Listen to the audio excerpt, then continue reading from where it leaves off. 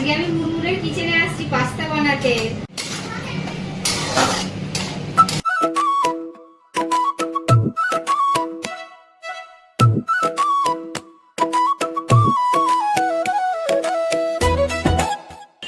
চারিদিকে হচ্ছে বৃষ্টি আর আমরা করছি ফিস্টি।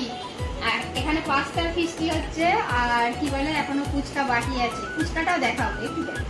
পাস্তা খেয়ে কেমন হয়েছে তাড়াতাড়ি বল। একদম ইয়াম্মি ইয়াম্মি পাস্তা হয়েছে। ওই আমি বানিয়েছি। জাদা লাগছে, একটু নমকটা জাদা লাগছে, বাট ভালো হয়েছে।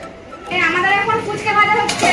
হ্যাঁ, গরম গরম ফুচকা কে খাবে চলে আসো। এই যে ফুচকা রেডি। আর এখানে ফুচকার জলও রেডি হয়ে গেছে।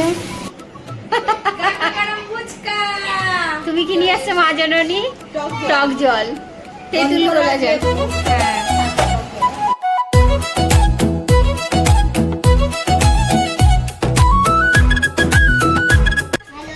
দারুন মাম্মাম, দারুন। কতবার নিয়ে এসেছো না? পয়লা টেস্ট আমি করছি আমাদের মধ্যে। কেমন লাগছে? স্বর্গীয় অনুভব। কেমন লাগছে? দারুন। দেশের ফুচকা, আর এটা খাওয়ার জন্য 1 বছর অপেক্ষা করতে হয়। তার আগে খেয়ে নিয়েছে মুরমুন। মুরমুন কেন, আমরা সবাই তার আগেই খেয়ে নিলাম। কেন কখন মুরত ছিল? মানে দেশে গেলে ফুচকা খাওয়া হয় এরকম আচ্ছা। দেশের মতো করে। এখানে কি এরকম ফুচকা পাওয়া যায়? একমাত্র ঘরেই বানিয়ে খেতে হয়, নইলে দেশে গেলে হয়।